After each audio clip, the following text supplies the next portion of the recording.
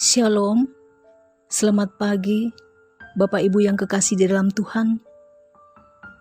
Kita patut bersyukur kepada Tuhan karena kasih-Nya selalu nyata dan boleh kita nikmati di dalam sepanjang kehidupan kita pada saat ini. Bapak Ibu dan saudara-saudari yang kekasih dalam Tuhan, kita kembali berjumpa dengan Tuhan melalui renungan harian dan doa bersama Gereja Toraja Jemaat Efrata Bontang di edisi Minggu 4 Juli 2021. Mari kita mempersiapkan hati dan pikiran kita untuk membaca dan merenungkan firman Tuhan. Sebelumnya itu, mari kita minta pertolongan kepada Tuhan, kita berdoa.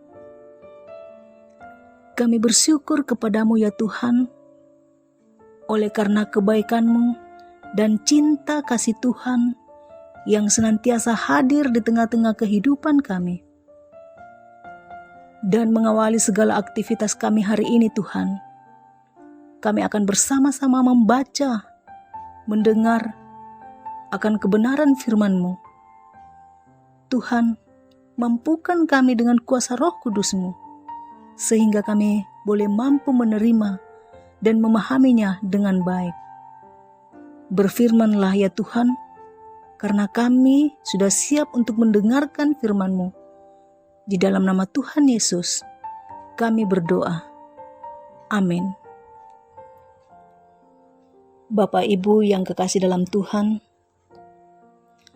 pembacaan kita pada pagi hari ini terambil dari kitab 2 Samuel pasal 5 ayat 1 sampai dengan ayatnya yang ke-10. 2 Samuel pasal 5 ayat 1 sampai dengan ayatnya yang ke-10. Firman Tuhan berkata, Daud menjadi raja atas seluruh Israel.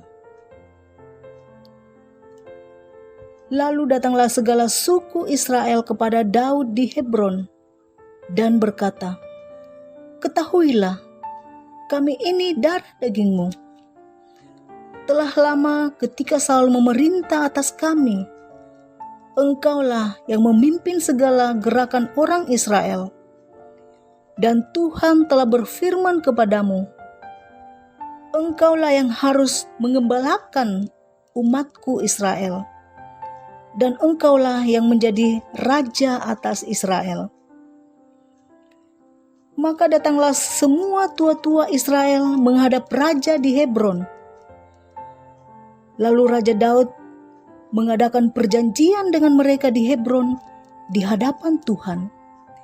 Kemudian mereka mengurapi Daud menjadi raja atas Israel. Daud berumur 30 tahun. Pada waktu ia menjadi raja, 40 tahun lamanya ia memerintah. Di Hebron ia memerintah atas Yehuda 7 tahun 6 bulan. Dan di Yerusalem ia memerintah 33 tahun atas seluruh Israel dan Yehuda. Lalu raja dengan orang-orangnya pergi ke Yerusalem, menyerang orang Yebus, penduduk negeri itu. Mereka itu berkata kepada Daud, Engkau tidak sanggup masuk kemari, orang-orang buta dan orang-orang timpang akan mengenyahkan engkau. Maksud mereka, Daud tidak sanggup masuk kemari. Tetapi Daud merebut kubu pertahanan Sion, yaitu kota Daud. Daud telah berkata pada waktu itu, siapa yang hendak memukul kala orang Yebus, haruslah ia masuk melalui saluran air itu. Hati Daud benci kepada orang-orang timpang dan orang-orang buta. Sebab itu, orang berkata, orang-orang buta dan orang-orang timpang tidak boleh masuk bait. Dan Daud menetap di kubu pertahanan itu, dan menamainya Kota Daud. Ia memperkuatnya sekelilingnya mulai dari Milo ke bagian dalam. Lalu makin lama, makin besarlah kuasa Daud, sebab Tuhan, Allah semesta alam, menyertainya.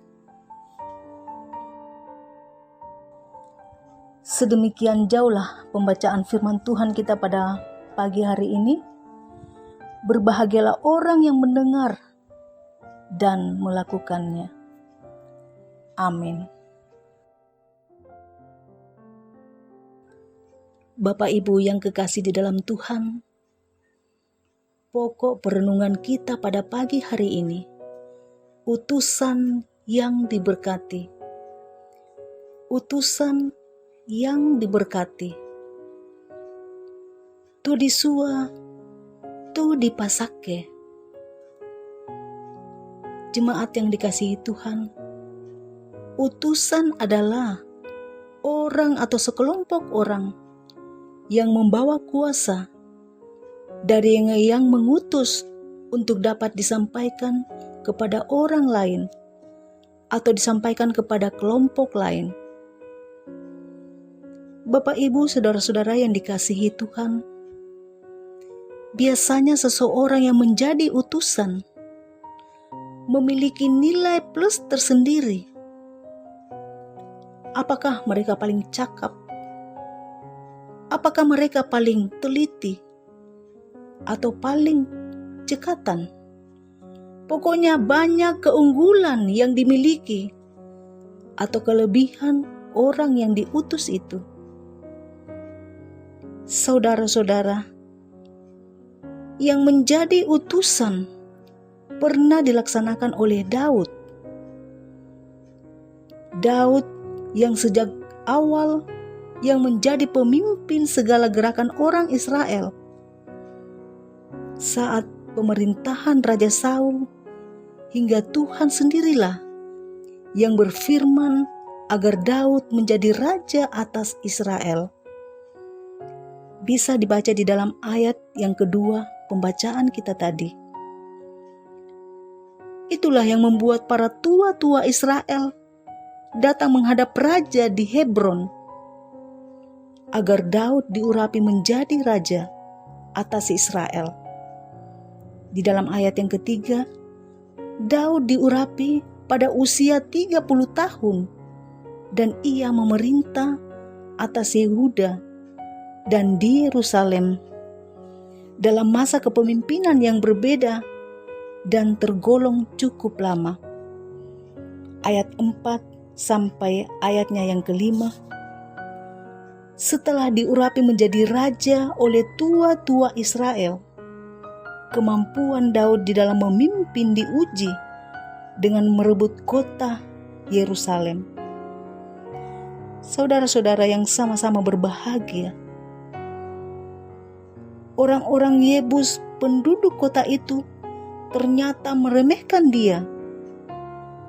Dalam arti Daud, di dalam ayat 6 dan ayatnya yang ke-7.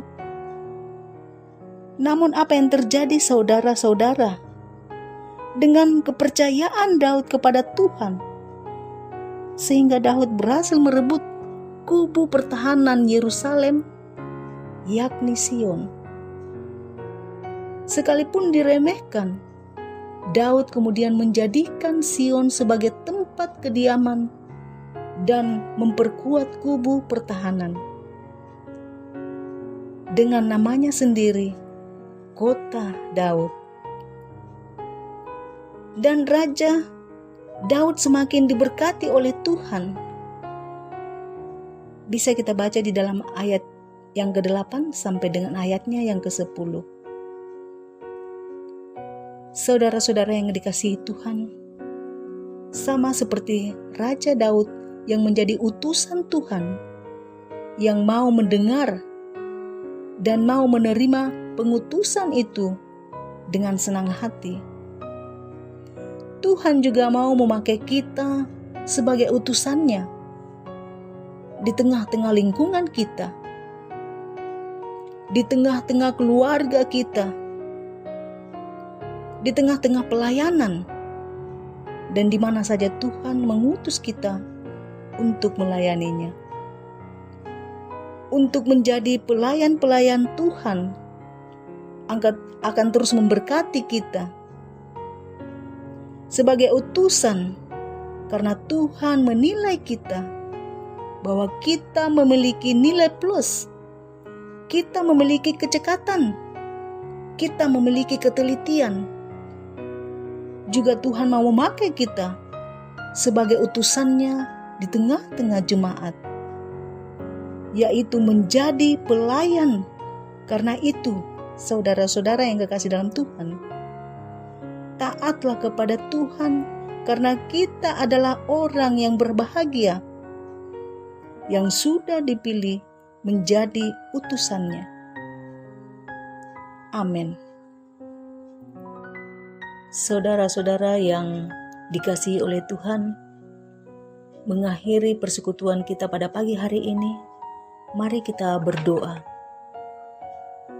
Bapa kami di dalam surga, Tuhan yang memiliki kehidupan kami, kembali lagi kami datang menundukkan kepala, seraya menaikkan syukur dan pujian kehadirat-Mu Tuhan.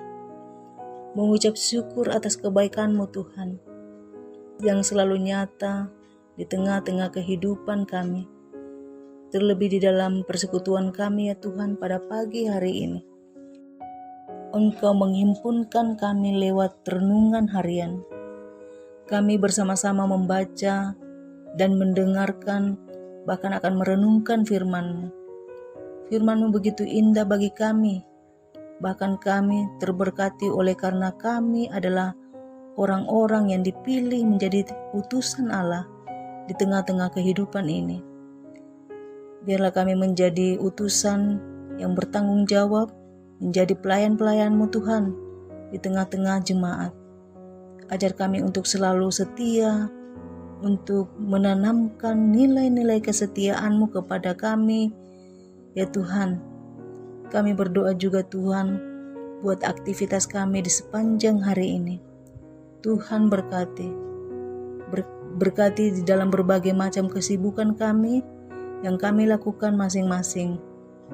Engkau hadir di tengah-tengah kesibukan kami, di tengah-tengah aktivitas kami, sehingga kami mampu untuk melakukan apa yang Tuhan sudah berikan kepada kami.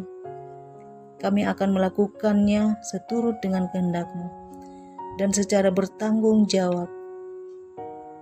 Kami berdoa juga Tuhan untuk saudara-saudara kami yang sakit, baik dirawat di rumah sakit maupun yang ada di rumah, bahkan yang ada di isolasi mandiri. Tuhan berkati, pulihkan Tuhan dengan cara-Mu sendiri. Engkau akan menyembuhkan saudara-saudara kekasih kami, pulihkan bangsa kami dan negara kami dari COVID-19, sehingga kami pun nyaman dan tentram di dalamnya, berkumpul bersama-sama, baik itu melakukan aktivitas kami secara bersama-sama, terlebih di dalam memuliakan Engkau Tuhan. Berikan kenyamanan dan Engkau selalu melindungi kami. Berikan kesehatan kepada kami semua ya Tuhan, dan ampuni dosa kami yang sering kami perbuat melawan kehendak-Mu. Bapa di dalam surga, kami juga berdoa bagi majelis gereja di Jemaat Efrata Bontang, Bapak Pendeta, Penatua, Diaken, pengurus OIG, tata usaha, dan koster. Berkati kami ya Tuhan dalam mengangkat setiap tugas pelayanan yang Tuhan anugerahkan bagi kami. Bapa di dalam surga, kami juga berdoa untuk pembangunan pastori kami Tuhan.